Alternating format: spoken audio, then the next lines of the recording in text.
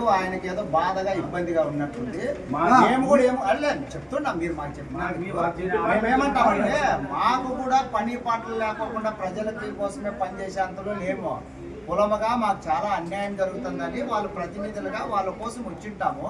మాకేం వాళ్ళు పిలుచుకొని పోయి మీరు న్యాయం చేస్తే బంగారు అక్కడ చేయండి, తప్పేముంది.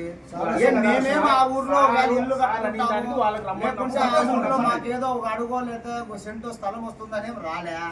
ఆడ వాళ్ళకి రుద్రాంపల్లిలో దళితులకు అన్యాయం జరుగుతుందని చెప్పేసి వాళ్ళ తరపున కలెక్టర్ గారికి రిప్రజెంటేషన్ ఇవ్వడానికి వచ్చినాము. ఆయనకి సంఘాల నాయకులతోనో లేకపోతే కుల సంఘాలలో అంతా హేవగింపుగా హేళనగా ఉందంటే మీరు తీసుకొని పోయి మాట్లాడి న్యాయం చేయండి సార్. సంతోషం. మాకేముంది, మా దళితులకు న్యాయం కావాలా,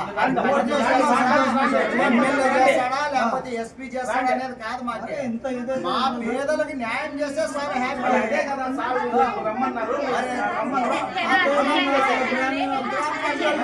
రుద్రాంపల్లిలో రాండి అంటే దాన్ని ఎట్లా ఒకవేళ పిలుచుకొని పోయి చేయండి మీరు. మేము మీలాంటి వాళ్ళు మాకు కావాలని నాయకులు లేని ఉద్యమాలు నాయకులు లేని సమాజం కావాలని కోరుకుంటున్నాము. రమ్మన్నాడు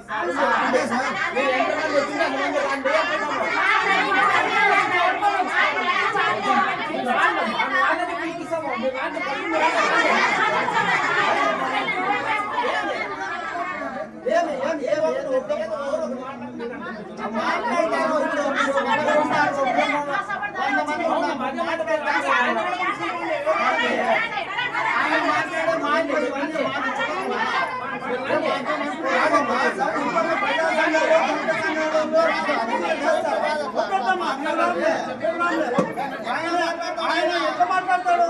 ప్రజా సంఘాల నాయకులు ఏమో అవసరం లేదు, పార్టీలతోనే మాట్లాడతాడు.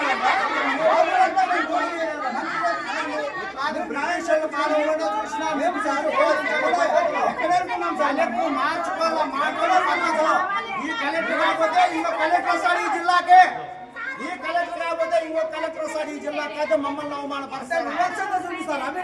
మమ్మల్ని అవమానపరుస్తారా? మీరు ఉద్యోగాలు మీరు చేయండి, మీరు చేసే న్యాయం మీరు చేయండి అని మేము అడిగేకి వస్తే నాయకులతో గ్రామస్తులు రావాలంటారా మీరు?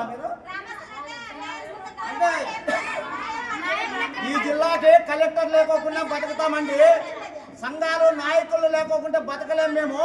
మమ్మల్ని అవమానపరచొద్దండి మీరు. ఏమి నాయకులు లేదు సంఘాలు ఉంటాయా? సంఘాలు లేదు ప్రజలు ఉంటారా? యా కులానికి కుల సంఘాలు ఉన్నాయి. దళితులు కాబట్టి మేము సంఘాలు పెట్టుకొని మా ఆత్మ గౌరవాన్ని మేము కాపాడుకుంటున్నామండి. మమ్మల్ని ఎందుకు అవమానపరుస్తారు మీరు?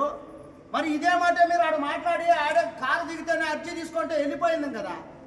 మీకు అంత బాధ ఉంటే మరి వచ్చే ప్రజల సమస్యలన్నీ పరిష్కరించండి. సంఘాలు ఎందుకు పుట్టుకొస్తాయి? నాయకులు ఎందుకు తయారవుతారు? మరి ఇదే మాట రాజకీయ నాయకులు కూడా చెప్పగలరా మీరు? ఇదే మాట రాజకీయ నాయకులు కూడా చెప్పగలరా మీరు? రాజకీయ నాయకులు కూడా అట్లా చెప్పండి, చెప్పండి, చెప్పండి. ఏమని వద్దంటున్నామా? ప్రజా సంఘాలు పార్టీలు అన్ని రద్దుపరిచి మీరే చెప్పలేదు అనలేదు ఆయన.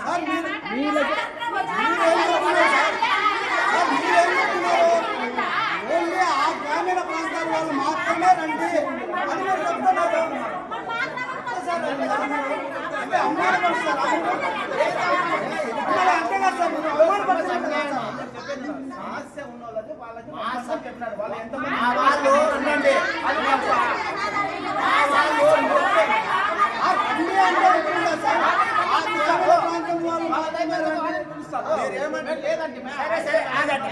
ఆగండి అమ్మా. సారు ఏఎస్ఐ గారు వచ్చి ఏం చెప్పినారు మనకి?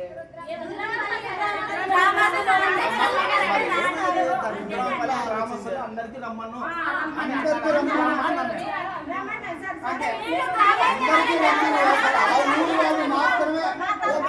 అక్కడ నుండి రండి అని మీరు పిలిచారు. అంటే ప్రజా సంఘాల వాళ్ళు ఇద్దరులంతా ఇంతవరకు 2 రోజుల పాటు వాళ్ళని రైడ్ చేసి రమ్మన్నాడు. అంటే మా పట్ల వివక్షత ఉందంటే మా పట్ల మా ప్రజా సంఘాల పట్ల అంత వివక్షత ఉండేది సార్.